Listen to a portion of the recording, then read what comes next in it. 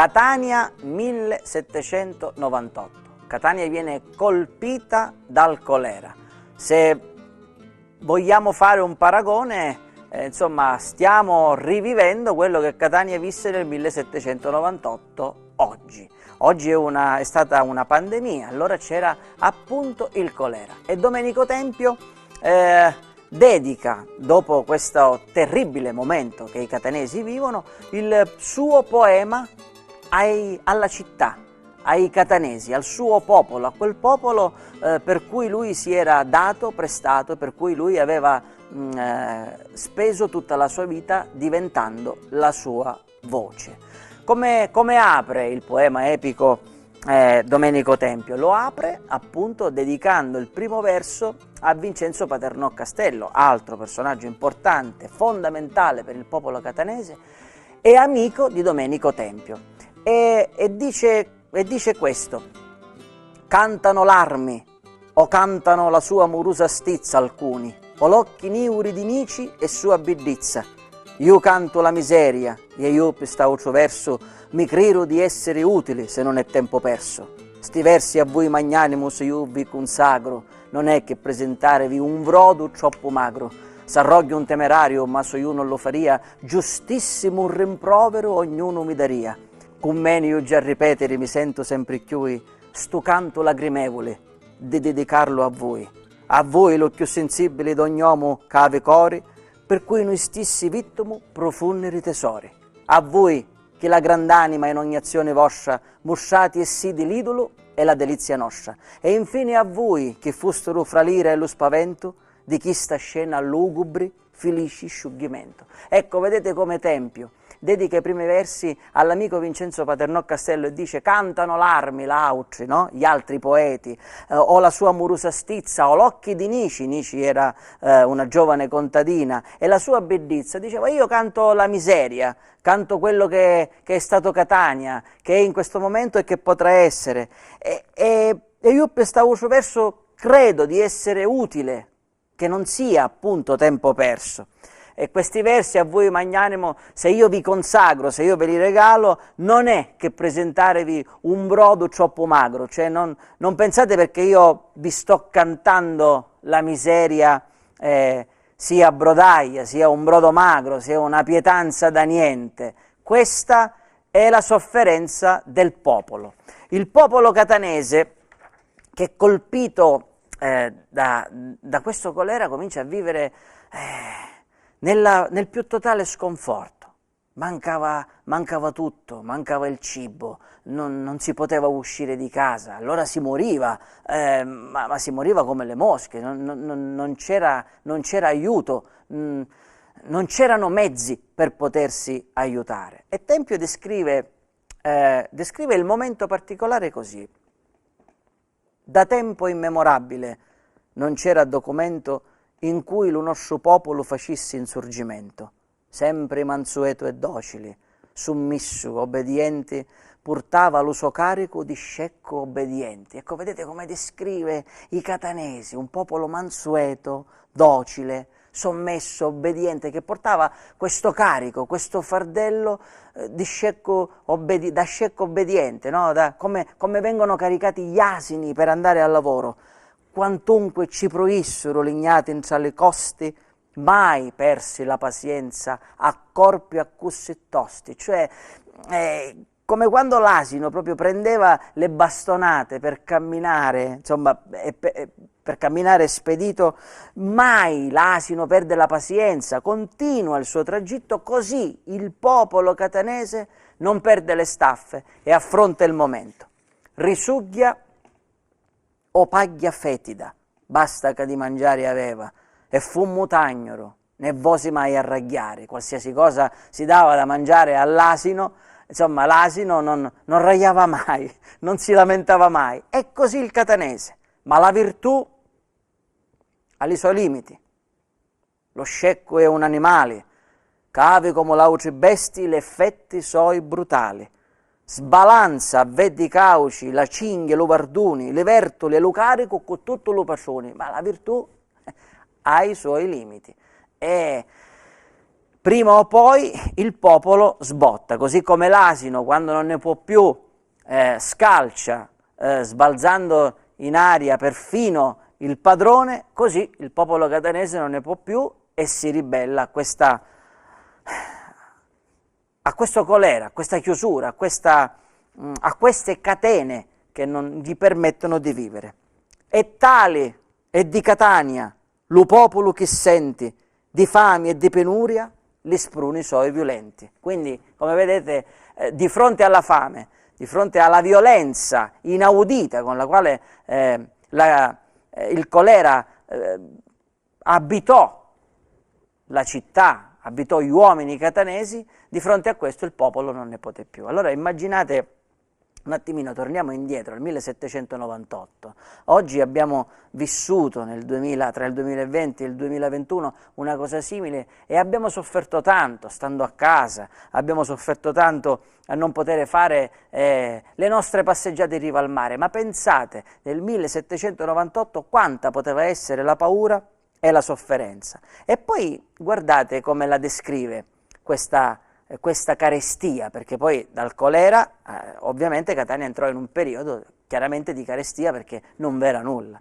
Vinni un'annata sterile di chi di veri e tali, che fece molto sentire gli effetti suoi fatali. Li pace, accorti e providi pensaro a riparare, e non risparmiano né fatiche e né denari. Misero tutto in opera, amori, cura, zelo, Dio ci la possa arrendere, ma prestamente in cielo. Salvau da un gran eccidio la loro vigilanza, un popolo a prestannici, lupani in abbondanza. Ecco, l'attualità dei versi di Domenico Tempio. La carestia sembra scritta oggi, appositamente, per questa Catania che in questo momento vive in totale carestia. Perché no? Perché non dirlo? La straordinaria attualità. Questo popolo impaurito, che ha a che fare con una brutta bestia, che è il colera. E quasi Micio Tempio la vede in faccia questa carestia, no? La vede materializzarsi di fronte ad un popolo che vorrebbe reagire a questo momento storico e lui la descrive così. Ma già falluto e inutile, vedendo ogni progetto, la carestia per rabbia unchia lo sopetto, si fa grande, si fa maestosa, si rende quasi invincibile. Nta sua faccia tisica cresciu lo suo palluri, s'attrista e già si muzzica le labbra più dolori. Questa carestia che prende forma, al quale Tempio gli dà proprio un volto e la immagina mordersi le labbra quasi per la rabbia. Ed è perché sta perfida fra gente disperati, che trova l'abbondanza, dormenno pelesciati. Ecco, la carestia che dorme per le strade di Catania, allora molto più piene sicuramente di quella povera gente che veniva colpita prima e che, ahimè, moriva prima. Ora mancava il cibo, mancavano le provviste.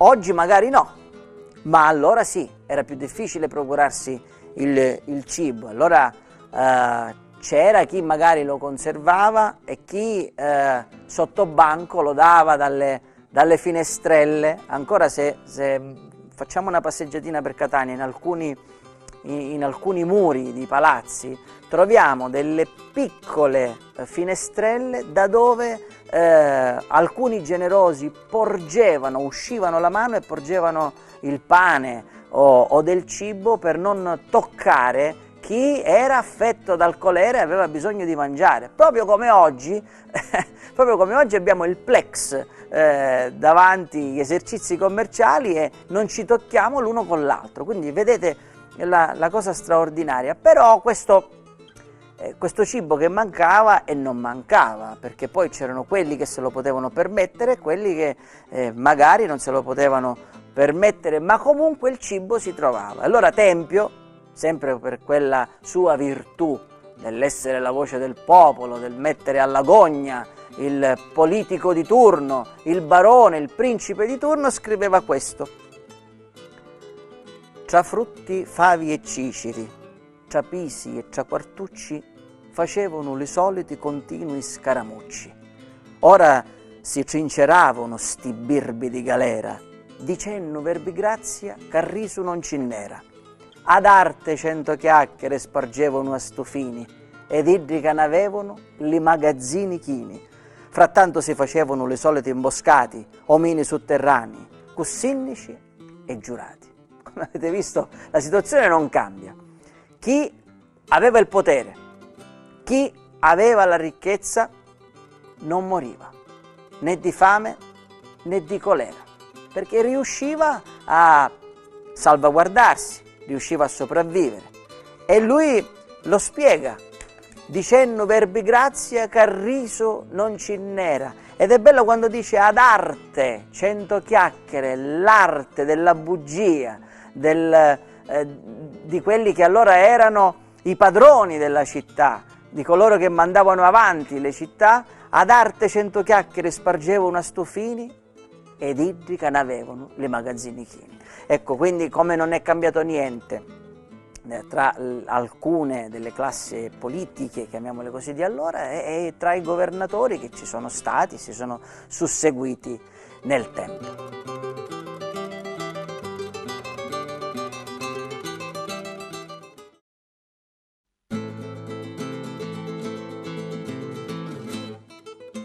La straordinaria efficacia della penna di Domenico Tempio nel descrivere alcune cose nei particolari, vera e propria poesia. Io ogni volta che per esempio leggo questo passo dedicato al tramonto mi emoziono, perché a un certo punto Tempio durante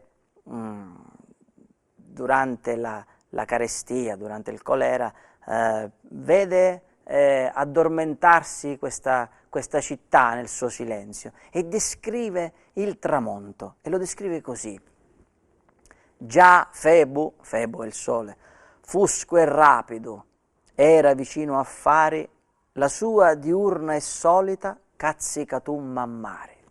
Allora, quindi già Febo rapido era vicino a fare la sua solita capriola a mare, cioè a morire a mare, a perdersi verso questo orizzonte, mentre sorgendo in auto pigliava al suo posto la luna smorta e pallida dall'orizzonte opposto. Cioè, di fronte a dei versi del genere io penso che si sarebbero potuti inchinare tanti e tanti autori che vissero prima e vissero dopo, e spero che questo possa fare, possa rivalutare la figura di Domenico Tempio come un vero e proprio poeta, la delicatezza con il quale descrive il finire di una giornata e l'avvicendarsi del sole con la luna. Nel frattempo, al calare della sera, quindi quando questa Catania barocca si addormenta con tutti i suoi problemi, con tutti i suoi figli, con tutti i suoi disperati, guardati sempre, ora ci arriveremo, dalla nostra Santuzza, perché non dimentichiamo che Tempio aveva una fede indescrivibile nei confronti di Dio, nei confronti di Sant'Agata. E allora questa città che dorme, questo popolo stanco, chi nella propria casa, chi rifugiato nella casa di qualcuno, chi addormentato per strada, con la speranza di svegliarsi domani e con la speranza di trovare un pezzo di pane, di trovare dell'acqua, di trovare del riso, di trovare qualcosa che potesse farlo, che potesse rigenerarlo. Tempio descrive così la fame, cioè come la fame va a colpire questi uomini, queste donne, questi bambini sparsi per la città. La fame a chi sti miseri pizzenti nuduliddi c'avia con la sua sgubbia un cavatuli masciddi, c'aveva cupperizia ma bene scontornato, con l'aspra lima e rigida lo petto e lo costato.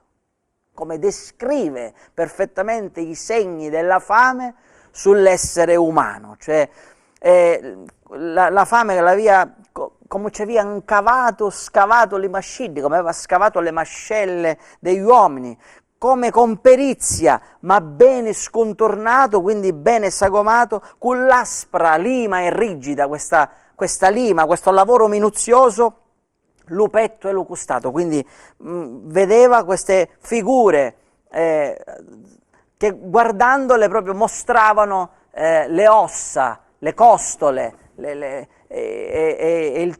come dire, il petto, senza quasi nemmeno la carne. Culazzinnato e ruvido, so scarpeddazzo grosso, ci scasiddavo lo stomaco, fino alle rini e l'osso. Poi mise per comprimere sto miserando abbozzo, in cialanchi e in la tibia, a corpi di chianozzo.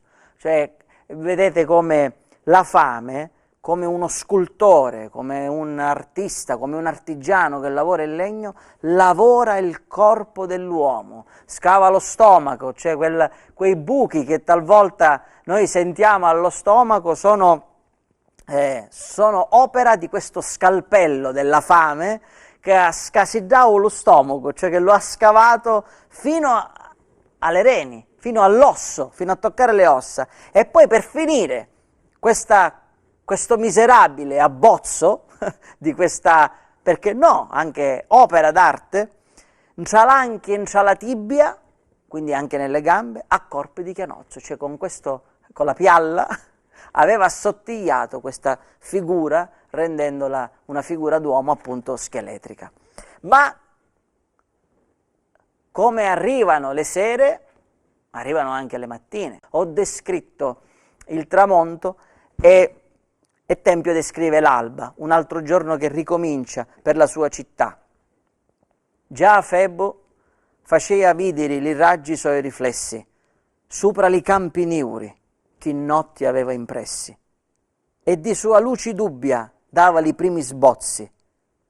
Già l'opposti nuvoli, durannoci le cozzi. Cioè lui immaginava queste nuvole, proveniva dalla notte, no? Quindi immaginava queste nuvole e man mano che il sole saliva dorava, cioè colorava il cozzo della nuvola, il bordo della nuvola. Sapete quando vediamo la nuvola e dietro vediamo il riflesso rosso? Ecco, questo vuole dire Tempio. Esenti di sto numero di genti certa razza, che ancora si trinceravano tra morbidi chiumazza. Mentre avveniva questo spettacolo della natura, cioè mentre la natura compiva il suo miracolo, cioè l'alba, perché è un miracolo di spettacolare bellezza, erano esenti da questo spettacolo chi? Gente di una certa razza, possibilmente si riferisce ai nobili che non vedevano mai l'alba perché che ancora si trinceravano tra morbidi chiumazza, cioè che ancora stavano tranquillamente sdraiati a dormire tra morbidi materassi, un chiumazzo è un matarazzo. E allora comincia un'altra giornata del catanese che va a cercare il cibo. Trovare cibo non era facile, non era assolutamente facile. Allora l'ironia della sorte, quando tu cerchi qualcosa che ti possa fare star bene, a un certo punto la vedi là, ma non ce l'hai tu, non ci puoi arrivare.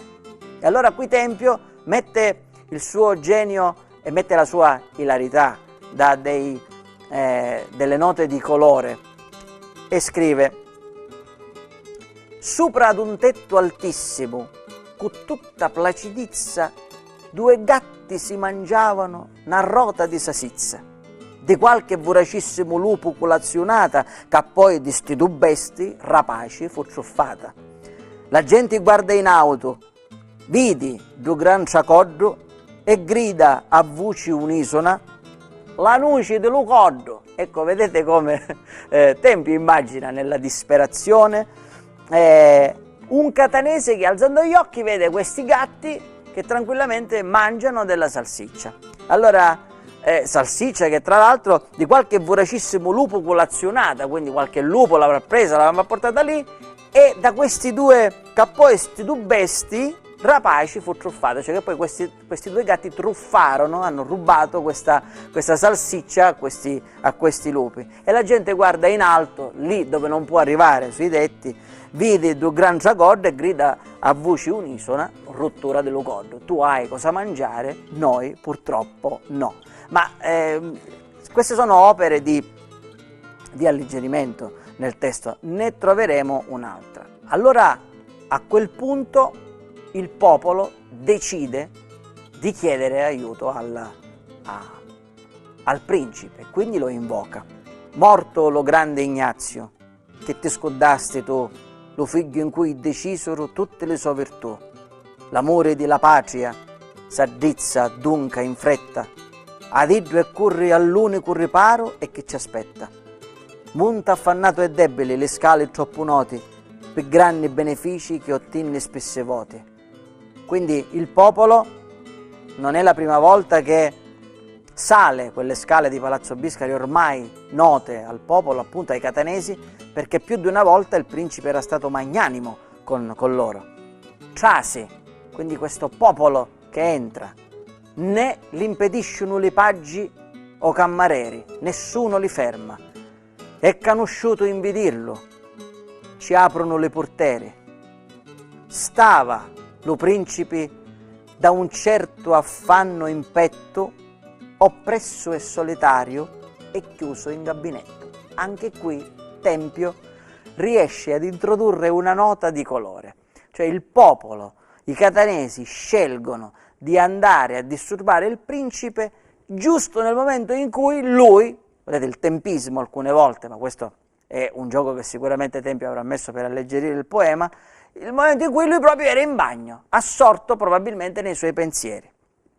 Quindi ve la ripeto: stava lo principe da un certo affanno in petto, oppresso e solitario e chiuso in gabinetto, e mentre addrizza in aria l'occhio e guarda in cielo, vidi una bianca nuvola che squarcia l'uso velo. Quindi immaginate questo principe seduto tranquillamente ad espletare le sue funzioni, perché no, talvolta anche sono più mentali che altro, sente questo tumulto del popolo e alza gli occhi al cielo e vede una luce che squarcia la sua visione.